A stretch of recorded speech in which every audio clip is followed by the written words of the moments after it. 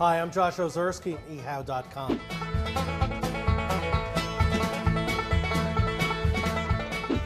I have before me the standing rib roast, the royalty of beef. If you make it well and you make it carefully, and more importantly, if you carve it right, this can be like kind of the final word in beef, even if you're not starting with the greatest product.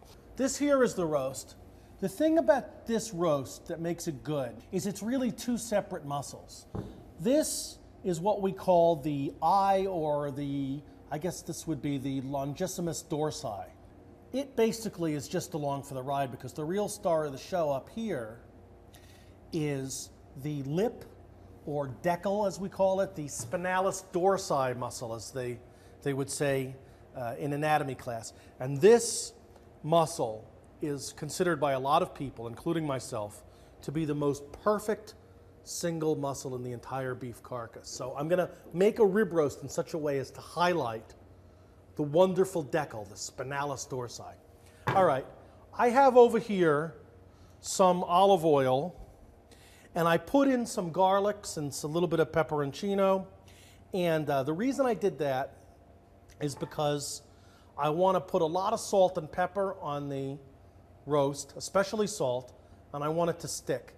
Now, you can also put on like little breadcrumbs and parsleys and whatever else you want, but the truth of the matter is that salt is, above all else, the single most important thing that can go on any meat.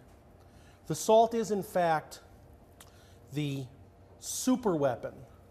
It is the active ingredient, the absolute necessity, the key fuel in making meat taste good.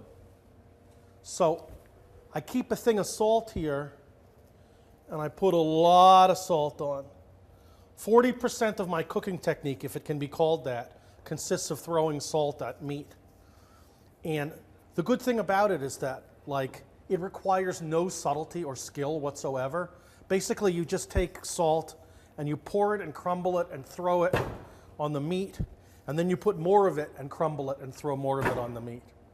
I'm going to put a little bit of pepper, a good amount of salt. Hopefully that olive oil absorbed enough pepper and garlic over the course of the last, say, 2.5 hours that I had it sitting there. So I'm going to take this roast and I'm going to put it on this comically large hotel pan, like this. I'm not putting any potatoes under it. I don't have a rack for it. It would be good if I did, but none of those things matter, because all that really matters is getting meat, getting it salty, and sticking it in the oven, which is what I'm going to do now. All right, so I got that in the oven. It's about a 3-bone rack, so I'm going to put it in about 45 minutes to an hour till the outside is all crusty, and then maybe I can finger it and see if it feels just about done. Well, my standing rib roast is done, and I am going to cut it off the bone now, and I'm going to separate the spinalis, or lip, or decal as we call it in the restaurant business, from the body of the thing, the rib, the longissimus. So I take this knife. Look at these nice bones. Oh, baby, they come right off. Bada bing, like that. You have to be prepared when you do a roast like this. You're going to be coping with a lot of white fat. If white fat grosses you out, you're basically going to be in trouble. So typically, if you have the prime rib, like you go to the Old Country buffet or whatever, they carve it along, the whole thing gets carved into two pieces, two separate muscles, plop, they fall apart. But we're not going to do that because we value the decal so much. So essentially what we're going to do is I'm going to cut this delicious piece of crusty here and save it for someone very important. The decal wants to come off. In fact, you could almost just do it with your finger. I won't do that because it might gross out the average person, but that's the decal. That's the eye. So I'm going to carve a few slices of eye, right?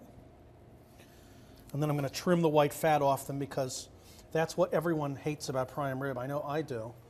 So I cooked this at high heat because I wanted to have different degrees of doneness. Like you got the uncle that likes to eat everything rare because he's so filled with manlitude, and then you got your spinster aunt who wants the well done piece, whatever. Now you got all the different parts. Look at this deckle. And I'm just going to take it and I'm just going to cut it and cut it. If you have like the really good olive oil and you want to dress the other stuff, that's okay too. Essentially what I have now is a meaty triptych. It's like the Garden of Earthly Delights except with meat. That is how you serve a standing rib roast. I'm Josh Ozersky. Thank you for watching, and check me out again on ehow.com.